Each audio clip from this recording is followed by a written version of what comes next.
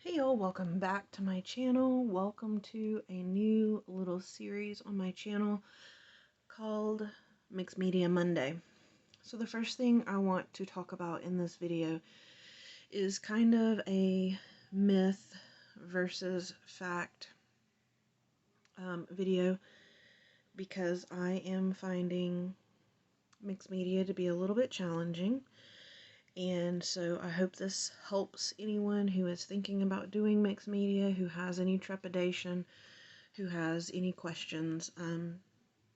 So the first big thing I'm noticing while I was kind of on hiatus, so to speak, I found myself watching a lot of mixed media videos because it's something that I'm finding I really, really love. I'm really, really interested in it. And it also intrigues me that you can basically use found objects, anything. The possibilities are endless. When I saw a video where an artist was using screws in her backgrounds, I was like, oh my gosh, I have plenty of those. My husband is a construction worker, as well as altered paintbrushes, as my husband uses a paintbrush and it's no longer to where he can clean it properly. It's just no good anymore. He recycles those to me. So I have a few of those kind of projects on the back burner waiting to be done. But the first thing I want to express is that there are plenty of mixed media artists out there. I had found myself watching a lot of the Prima artists. I like the Prima products. I have some, not a lot, and we'll get to that point. But I found those artists and then their personal channels. So I would watch a lot of those videos, and it seems to me that they all have a similar style, and they all have similar the way they approach the project.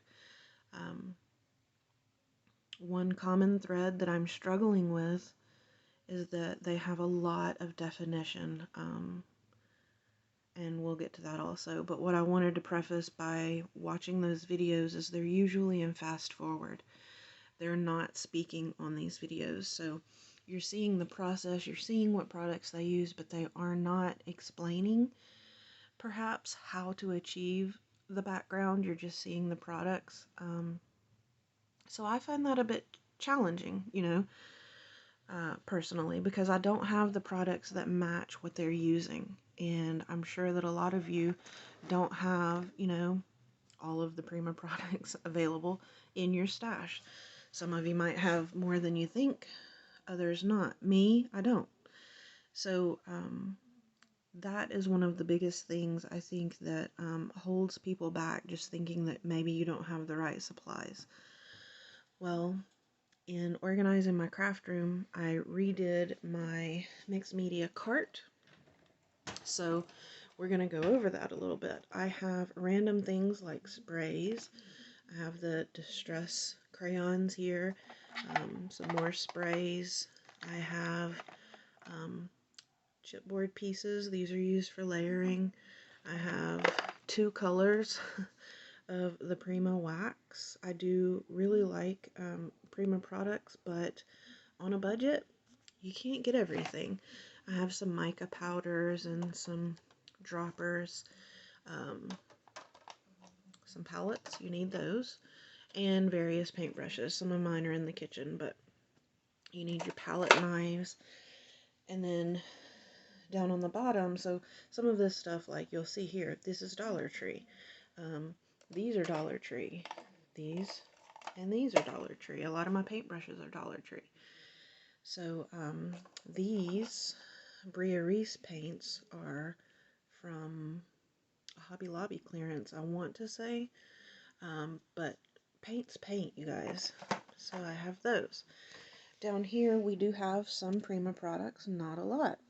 I have some Sparks paint. I have some of the Rust Effect paste. I have the Snowflake paste. Let's see. modeling paste, soft matte gel, and texture paste. Alright, these texture pastes and the snowflake paste and even these stone texture pastes by Little Birdie, they're pretty cool. Super cheap on the Little Birdie website if you're interested in different kinds of pastes. These are what you use with your stencils to create your backgrounds. We have some more over here, the Bria Reese, the Bow Bunny, a lot of these Tuesday morning. Gesso, you always need gesso in your arsenal. Doesn't have to be Finnabair or Prima, but this is clear, and then I have white on my desk. These are some Martha Stewart glitter pastes, which again you can use in your stencils. And then on the bottom, my sister-in-law a couple years ago for Christmas got me this huge art set, and it came with all of these acrylics. So I had not used them until this project, and all I did was I applied the same method that I was seeing in the videos with this basic acrylic paint. So it's watered down, basically. You just put it in your palette, you water it down, easy peasy. So you can do that with any, excuse me, you can do that with any acrylic paint. Turns out I have a lot of mixed media stuff. Didn't realize it, but again, in cleaning, I just pulled out things that could be used for mixed media, and I filled up my carts so that I could just grab and go. It was all in one place. Keep all of your cardboard pieces so you can do your elements on. Let's see, there's moss in here, wooden buttons you can alter, and then down on the bottom I have some things that I can actually alter, like, you know, this embroidery hoop that I got at a thrift store. I've got some thrift store picture frames, and down at the bottom, if you can see, there are some paintbrushes. So I have a few more things that I can work with project-wise, and I have a few ideas. And then last, over there, I just have some stencils and some more mixed media stuff in those two cubbies. So I had a lot of things that I really didn't realize I could implement into mixed media. So I encourage you to go through those bins, to pull out things that you may not use otherwise, and just imagine altering them. So this is the project that I have been working on. And to explain it a little bit,